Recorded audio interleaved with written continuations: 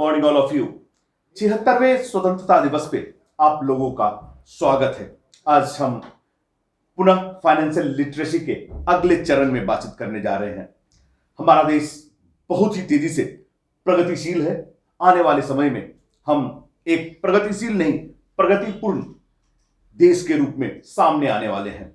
प्रत्येक व्यक्ति का यह विचार होता है, वो सोचते हैं आखिर यह देश किस तरह से प्रगति कर रही है, जीडीपी क्या है और जीडीपी का क्या योगदान है हमारे अर्थव्यवस्था में। आज संदीप जी हमारे गेस्ट हैं जो इस पर प्रकाश डालेंगे। स्वागत है आपका। आपका भी बहुत स्वागत, नमस्कार एंड स्वतंत्रता दिवस की बहुत बहुत बधाई आपको भी और सारे सुनने वालों को। सर, सबसे पहला जो क्वेश्चन ये है जो पब्लिक से अक्सर मीडिया में सुनने को मिलता है कि हमारा देश काफी प्रगति कर रही है, लेकिन अपने को कुछ समझ में नहीं आता। एक आम लोगों के शब्दों में हम कहें कि जो कुछ नजर नहीं आ रहा है, और खासकर ये जीडीपी क्या है, इसको का मेजरमेंट कैसे होता है, और अदर कंट्री में और मेरे कंट्री में जीडीपी को हम लोग किस तरह से मापते हैं। देखिए, एक्चुअली ये एक तरह से इकोनॉमी का ग्रोथ का इंडिकेटर होता है कि किस तेज़ी से हम लोग ग्रो कर रहे हैं, उसमें बहुत सारे चीज़ों को इंक्लूड किया जाता है। सो इसके अंदर जो अभी हम लोग बात करेंगे कि हमारा जीडीपी ग्रोथ और बाकी देशों का जो ग्रोथ है उसके बारे में। सो हम लोग बहुत अभी फेयरली ग्रो कर रहे हैं एज़ कम्पेयर टू अगर रेस्ट ऑफ द नेशन बोले बाकी देशों के कंपैरिजन में। सो हम लोग अभी का जो हमारा ग्रोथ रेट है वो काफ़ी अच्छा है। अगर हम देखें वर्ल्ड में अभी जो ग्रोथ रेट है एवरेज 3 and 3.5 का है। ओके। और हम लोग अभी कहीं 6% एंड 6.5% की रेट से ग्रो कर रहे हैं। सो नेचुरली अगर हम लोग ये पेस जो हमारा है अगर बना रहेगा तो नेचुरली हम लोग आने वाले टाइम में बहुत अच्छे से ग्रो करेंगे और एक बहुत शक्तिशाली देश बनेंगे। सो अभी अगर हम लोग इसको देखें समझना चाहें तो अभी रिसेंट में S&P का एक एस्टिमेट आया हुआ था जीडीपी को लेकर के।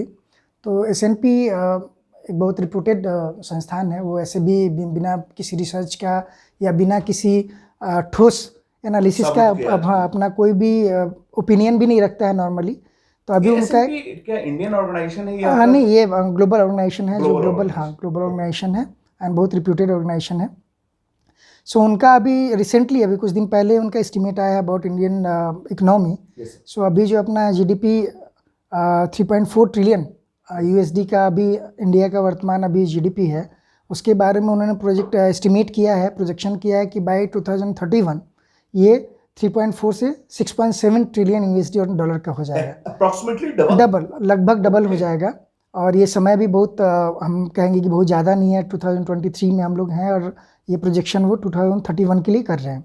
बिटवीन कितने साल का? 7 ईयर्स। हाँ, बिटवीन 7 to 8 ईयर्स के बीच में। तो कहने का तात्पर्य ये 7 ईयर में अगर आप देखा जाए तो बहुत सारी वैकेंसियाँ भी आएगी। बहुत सारा अपॉर्चुनिटी आने वाली हैं, बहुत बदलाव भी आने वाला है हर एरिया में। सो S&P का ऐसे डिस्कशन का ये टॉपिक तो बहुत बड़ा है, बट हम लोग अगर इसको बहुत ब्रीफ में डिस्कस करें और देखें कि कैसे जो S&P का ये प्रोजेक्शंस हैं वो हमारे जो भी हमारे ग्रोथ मोमेंटम है या अभी जो इनिशिएटिव गवर्नमेंट ले रही है for economy for the growth of economy, so वो कैसे अलाइंड है गवर्नमेंट का जो इनिशिएटिव है को ध्यान में रखते हुए। अगर हम लोग S&P के प्रोजेक्शंस को देखना चाहें तो हमें ये तो डिस्कशन ऐसे बहुत बड़ा है, बट हम लोग 6, 7, 8 इंडिकेटर्स देख सकते हैं जो गवर्नमेंट ने हमारे इनिशिएटिव लिए हैं, स्टेप्स लिए हैं। उसके बारे में हम लोग डिस्कस करेंगे तो थोड़ा समझ में आएगा, हर आदमी को समझ में आएगा। नॉर्मली अगर हम लोग हिस्टोरिकली देखें तो India basically service dominant economy रहा है। मतलब हम लोग IT इनेबल्ड, BPO, KPO ये जो सर्विसेज हैं इसमें हम लोग बहुत आगे रहे हैं वर्ल्ड में, और हमारे जीडीपी में जो इनका कंट्रीब्यूशन है बहुत बड़ा रहा है जी।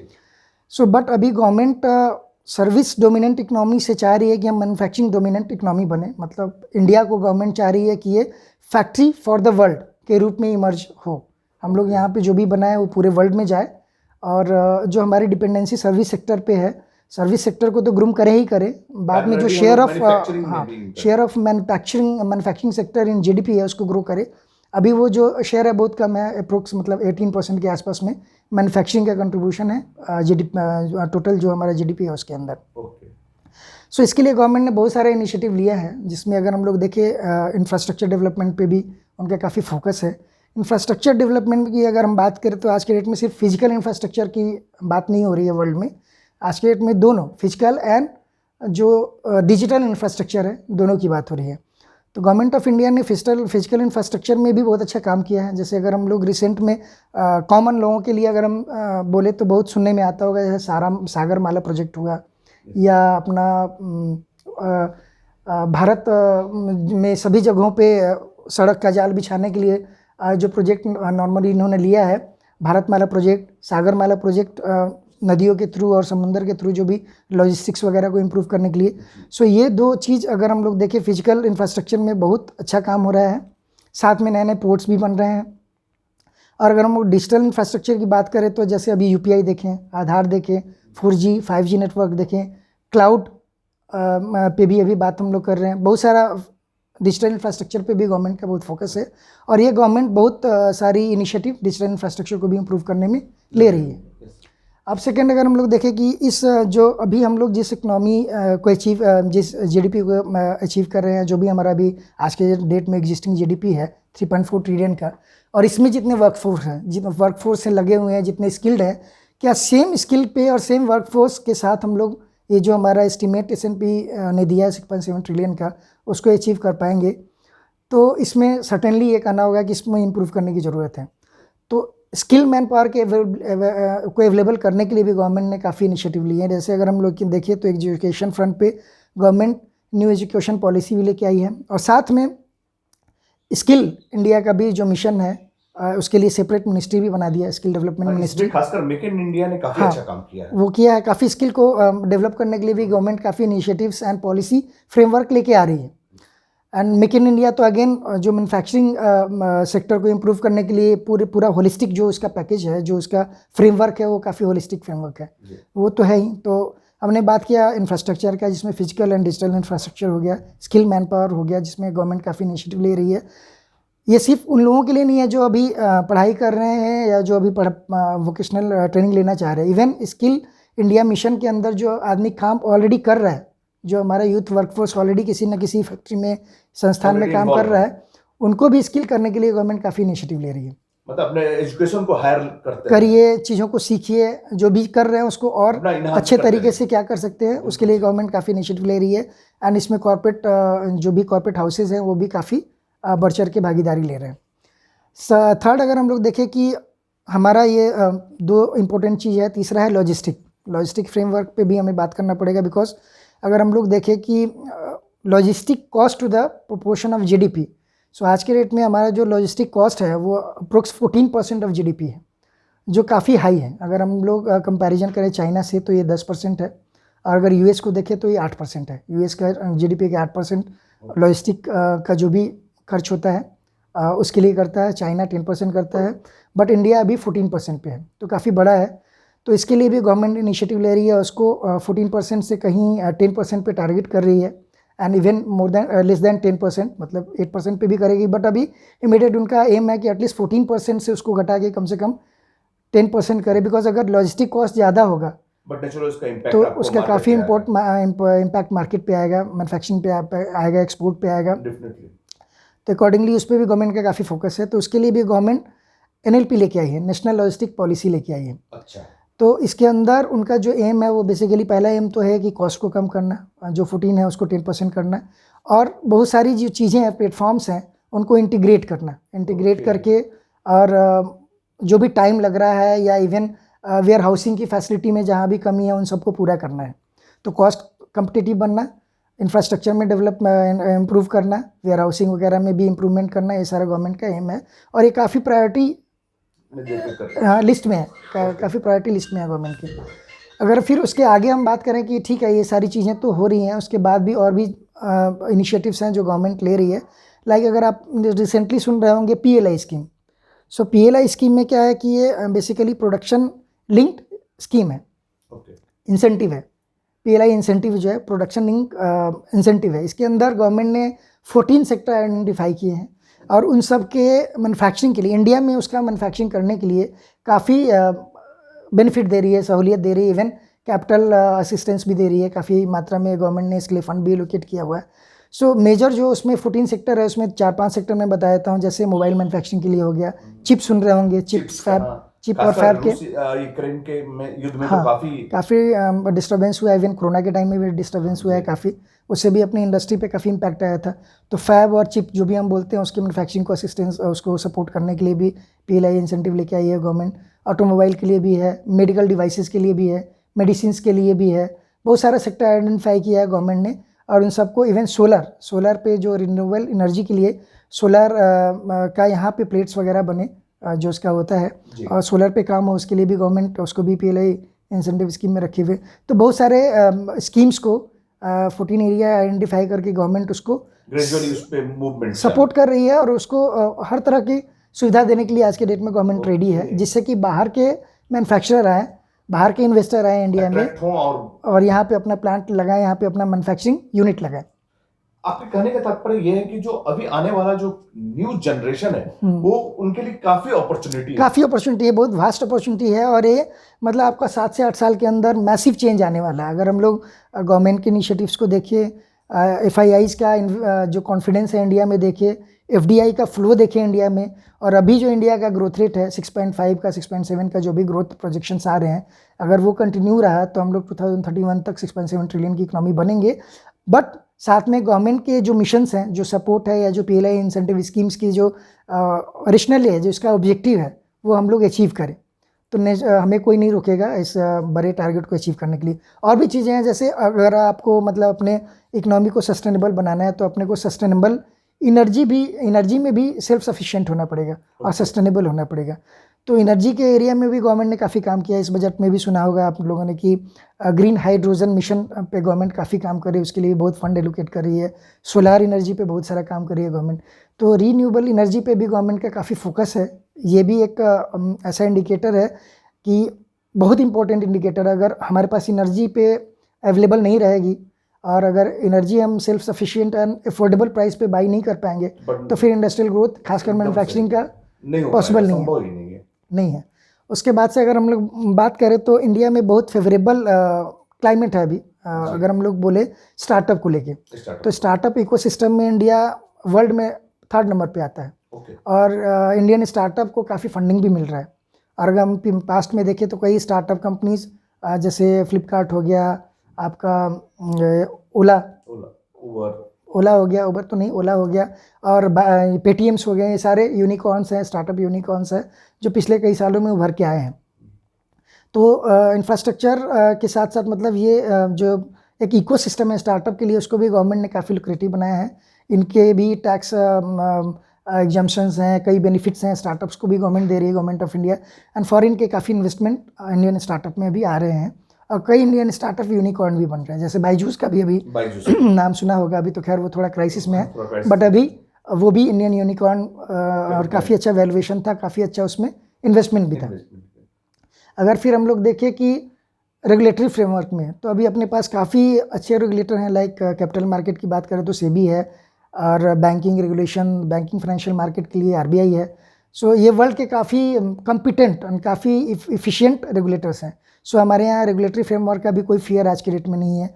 और भी कई रिफॉर्म भी गवर्नमेंट लेके आई, जिसमें IBC इंसॉल्वेंसी बैंक्रप्सी कोड जो है वो काफ़ी अच्छा है, जिसके अंदर बैंक्स को काफ़ी राहत मिला है।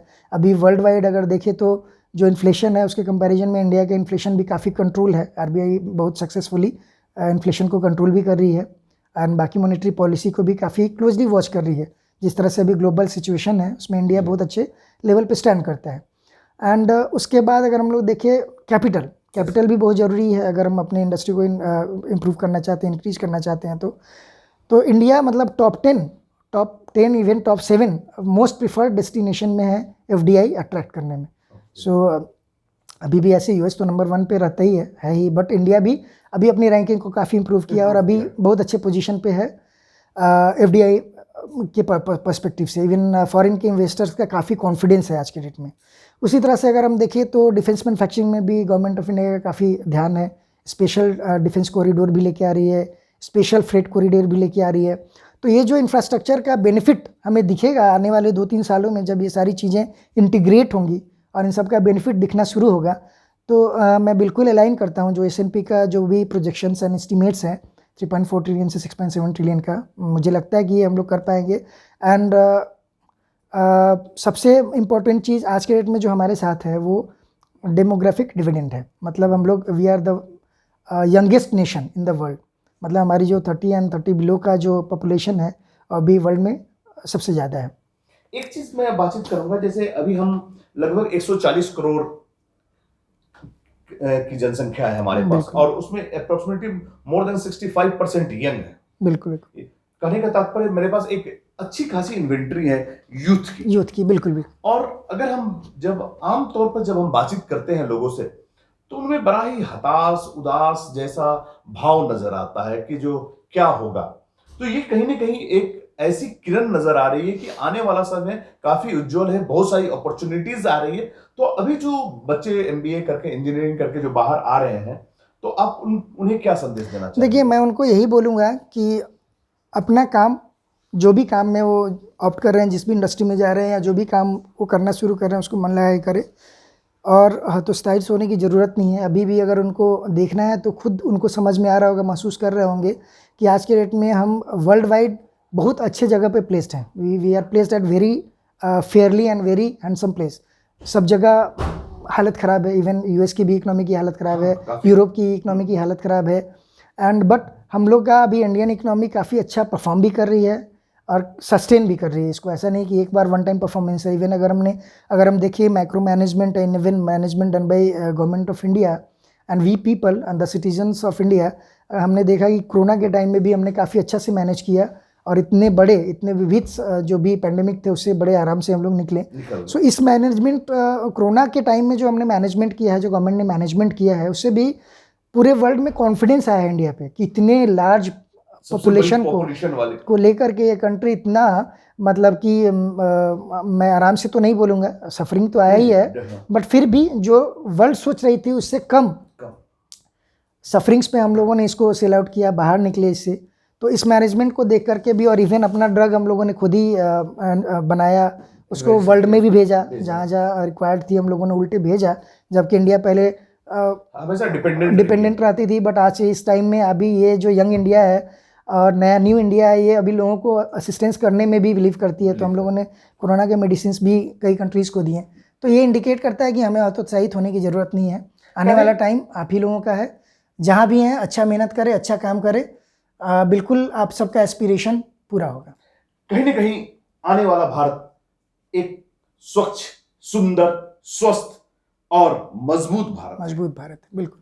कहने का तात्पर्य, आप चाहे किसी भी क्षेत्र में हो, एजुकेशन के किसी भी पिलर पे कार्य कर रहे हो, ईमानदारी से करने, क्योंकि आपके द्वारा किया गया प्रत्येक कार्य भारत के इतिहास लिखने में एक महत्वपूर्ण योगदान देगा। आज हम लोग इन्हीं बिंदु के साथ अंत करते हैं। नेक्स्ट टॉपिक में हम बातचीत करने वाले हैं सोलर एनर्जी क्या है, और बहुत सारी कंपनियां, बहुत सारे विदेशी कंपनियों के साथ कोलैबोरेट करने वाली है, और उससे हमारे देश को क्या फायदा होगा। सर, अगर 1 मिनट में हल्का झलक दे पाए अगले वीडियो में क्या बताने वाले हैं? ठीक है, इस पे हम लोग रिन्यूएबल एनर्जी पे भी बात करेंगे कि रिन्यूएबल एनर्जी पे इंडिया में क्या क्या काम हो रहा है, और हम लोग नेट जीरो को कैसे अचीव करेंगे, थोड़ा उस पर भी हम लोग समझने की कोशिश करेंगे नेक्स्ट वीडियो में।